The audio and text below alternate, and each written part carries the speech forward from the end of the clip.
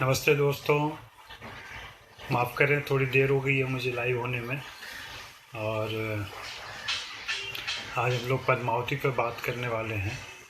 आपने देख ली होगी पद्मावती, मैंने भी देख ली है। मैंने तो रिव्यू भी लिखा था जो चवन्नी चैप पे ऑलरेडी आ चुका है।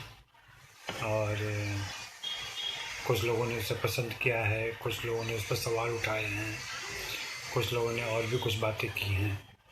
और एज सच पद्मावती के रिव्यू में एक चीज़ जो कॉमन तौर पे सबसे ज़्यादा नज़र आई वो ये था कि ज़्यादातर समीक्षक और दर्शक यही बता रहे थे कि इसमें राजपूती आन बान शान को कोई ठेस नहीं पहुंची है, जबकि फिल्म का मकसद राजपूती आन बान शान होना ही नहीं चाहिए था। फिल्म तो हम इसलिए देखने गए थे या देखने जाते हैं कि उसमें ओवरऑल फिल्म का एहसास कैसा होता है, फिल्म देखने में कैसी लगती है।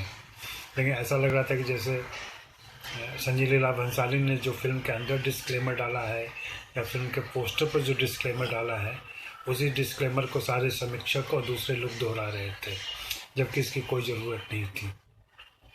खैर, लेकिन वो इसकी वजह से भी हुआ होगा कि शायद पद्मावती को लेकर के जिस ढंग का विवाद चल रहा था, सारे दर्शक और समीक्षक भी उसी विवाद से प्रभावित होकर के उसी तरीके की समीक्षा दे रहे थे। मुझे पद्मावती में इन बातों का कोई मतलब बाद में बनता है कि किस कलाकार ने कैसा परफॉर्म किया, किसने कैसा अभिनय किया और बाकी सेटिंग कैसी थी, उसका रिक्रिएशन कैसा हुआ, उस पीरियड को कॉस्ट्यूम में सेट के जरिए कैसे उन्होंने क्रिएट किया। इन सब बातों पे निराला विदेशिया का सवाल है कि क्या वाकई भंसाली की ओर से ही करणी सेना को सामने लाया गया पीआरशिप और उसके जरिए। मुझे नहीं लगता कि ऐसा कुछ हुआ होगा, क्योंकि इस ढंग से कोई प्लानिंग नहीं कर सकता कि भाई हमें प्रचार और प्रसार के लिए ऐसा विवाद खड़ा किया जाए, क्योंकि इस विवाद से दोनों तरीके का नुकसान हुआ है। संजय लीला भंसाली का आर्थिक नुकसान तो हुआ ही है, उसके अलावा उनका क्रिएटिव नुकसान भी हुआ है। आप फिल्म देखते हुए महसूस करेंगे कि सारे कैरेक्टर अच्छी तरीके से अपने हिसाब से निर्वाह नहीं कर पाते हैं अपने ही किरदारों का। कहीं ना कहीं ऐसा लगता है कि उन किरदारों को बीच बीच में काट दिया गया है। मेरा सवाल दूसरा था कि इस फिल्म को लेकर के जो बात होनी चाहिए और जिस बात पर ज़्यादा बात होनी चाहिए वो ये है कि क्या इस तरह की फ़िल्म इस समय ज़रूरी है और ऐसी फिल्म प्रासंगिक है। ये बड़ा सवाल है, क्योंकि निर्भया कांड के बाद से भारतीय समाज में इस बात की बेहद चर्चा हुई है और लगभग ये बात स्थापित हो गई है कि जब भी महिलाओं की बात होती है तो उनके शरीर और इज्जत को साथ में जोड़ के देखा जाता है। और ये बात बिल्कुल दोनों दो जुदा चीज़ें हैं, उनको मिला के नहीं देखा जाना चाहिए। जबकि सती प्रथा, जौहर, इनमें कहीं ना कहीं वही इज्जत वाली बात हुआ करती थी और एक श्रद्धा वाली भी बात जोड़ दी जाती थी। अभी भारतीय समाज में हम देखें तो राजा राम मोहन राय ने सबसे पहले 19वीं शताब्दी में ही सती प्रथा के खिलाफ पूरा अभियान चलाया, आंदोलन हुआ और अंग्रेज़ों ने सबसे पहले सती प्रथा पर पाबंदी लगाई। और जब बाद में भी उस पर अमल होता रहा, उस कानून में और परिष्कार किया गया और चीज़ें जोड़ी गई और फाइनली 1988 में नए किस्म से और नए प्रावधानों के साथ सती प्रथा एक्ट को लागू किया गया है, जिसमें साफ साफ ये बात कही गई है कि सती प्रथा का किसी प्रकार कोई अगर उकसाए, किसी प्रकार से उसका महिमा मंडन करे, उसकी स्तुति करे, गुणगान करे, तो उसको सजा दी जा सकती है, क्योंकि वो अपराध माना जाएगा। इसके अलावा उसमें ये भी बात की गई है कि सती को लेकर के ना कोई मंदिर बनाया जा सकता है, ना उसकी पूजा की जा सकती है। जबकि मैं इस फिल्म में पद्मावती में देखते हुए और उसके क्लाइमैक्स को देखते समय साफ दिखता है कि जौहर जो पद्मावती करती हैं उस पर पूरा फोकस है और उस फोकस को बहुत अच्छे तरीके से, बहुत ही जो संजय लीला भंसाली की अपनी कल्पनाशीलता है उसके हिसाब से उन्होंने उसको पेश किया है और उसका असर बहुत बाद तक रहता है दिमाग पर। मुझे नहीं लगता कि ये बहुत ज़रूरी था। इसी विषय पर फिल्म बनाई जा सकती थी और उस विषय को एक ट्रेजिडी की तरह, एक शोकांतिका की तरह पेश किया जा सकता था, जिसमें ये उनकी व्यवस्था राजा की और रानी की व्यवस्था को अलग तरीके से और अलग ज़्यादा इम्पैक्टफुल तरीके से और प्रासंगिक तरीके से दिखाया। सुदीप सैनी जी पूछ रहे हैं कि इस फिल्म का असर क्या रहा और क्या बंसाली बड़े स्तर पर सिनेमा को प्रभावित करते दिखाई देते हैं। भाई, मुझे व्यक्तिगत तौर पर ये सबसे कमज़ोर फिल्म लगी है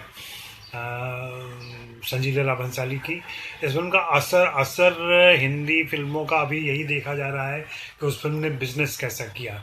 अगर फिल्म बिजनेस अच्छा कर रही है तो माना जाता है कि असर बहुत अच्छा रहा। उस लिहाज से अगर कहें तो दूसरे दिन से इस फिल्म ने बिजनेस करना शुरू कर दिया है, जबकि कई सारे राज्यों में ये फिल्म नहीं लगी है। अगर सभी राज्यों में ये फिल्म चल रही होती और सुचारू तरीके से दिखाई जा रही होती तो शायद बिजनेस और भी ज़्यादा होता। लेकिन बिजनेस से बड़ा सवाल है कि फिल्म अपने कंटेंट में कहती क्या है। जैसा कि मैं कह रहा था कि सती प्रथा एक्ट में मंदिर तक बनाना गुनाह है या किसी तरह की पूजा अपराध है, और यहाँ तो एक फिल्म बना दी गई है। मंदिर बनाने पर फिर भी किसी शहर में एक मंदिर रहेगा जहाँ किसी को जाना पड़ेगा। यहाँ तो फिल्म बना दी गई है और फिल्म हर घर घर में जा रही है।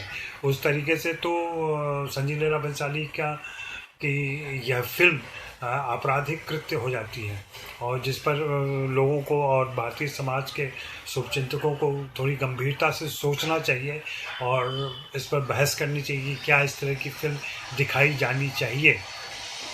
क्योंकि फिल्म के अंत में जब संजय लीला भंसाली की फिल्म ख़त्म होती है तो बहुत ही शांत और प्रभावपूर्ण नारी स्वर उभरता है, जिसमें साफ कहा जाता है कि रानी पद्मावती का जौहर अलाउद्दीन की सबसे बड़ी हार थी और चित्तौड़ की सबसे बड़ी जीत। आज इतनी सदियों बाद भी रानी पद्मावती की जौहर की गूंज भारत के हर कोने में सुनाई देती है और रानी पद्मावती को लोग आज भी उस देवी की तरह पूजते हैं जो बुराई का संहार करती है।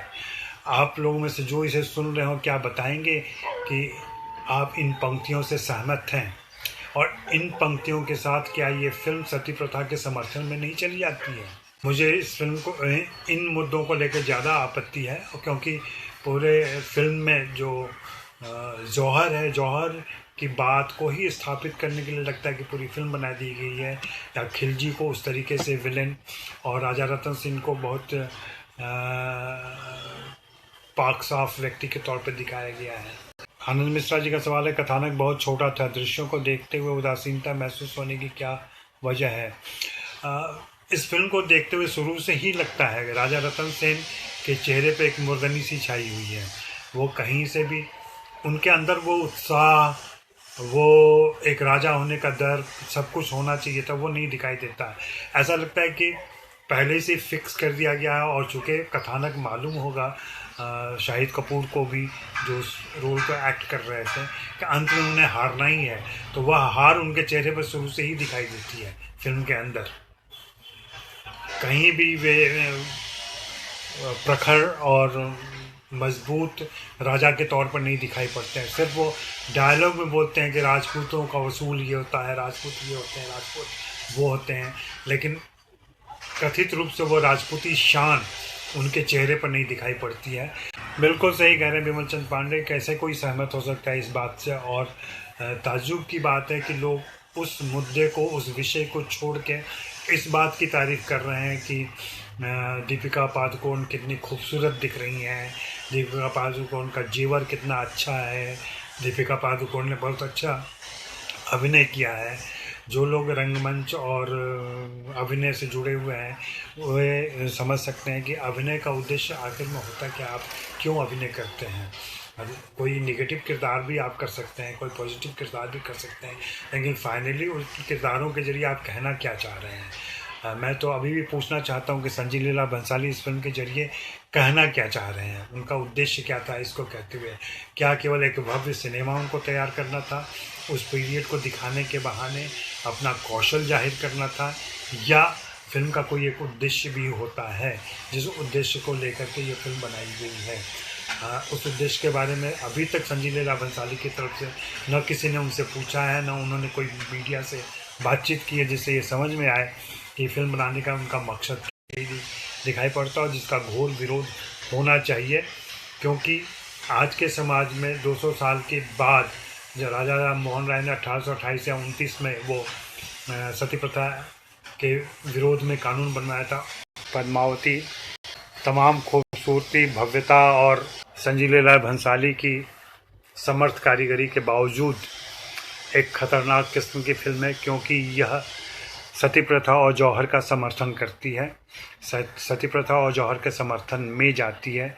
जबकि इस देश में राजा राम मोहन राय से लेकर के 1988 के सती प्रथा एक्ट तक में इस बात को जोरदार तरीके से कहा गया और समाज ने उसको स्वीकार भी किया है कि सती प्रथा किसी भी प्रकार से अमल में नहीं आनी चाहिए और न किसी प्रकार से उसका कोई महिमा मंडन किया जाना चाहिए। जबकि इस फिल्म का अंतिम प्रभाव जौहर के समर्थन में जाता है और जैसा कि मैंने पहले कहा, संजीव लाल भंसाली की तरफ से ये स्टेटमेंट भी आता है कि रानी पद्मावती का जौहर अलाउद्दीन की सबसे बड़ी हार थी और चित्तौड़ की सबसे बड़ी जीत।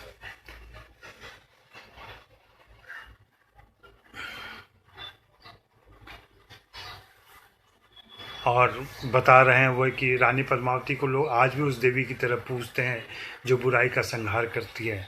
एक औरत जौहर करती है, वो पता नहीं कैसे बुराई का संहार करती है। हाँ, उसकी व्यवस्था पर हम ज़रूर रंज कर सकते हैं, उसकी व्यवस्था पर हम पूरी फिल्म बना सकते हैं, एक शोक कथा के तौर पर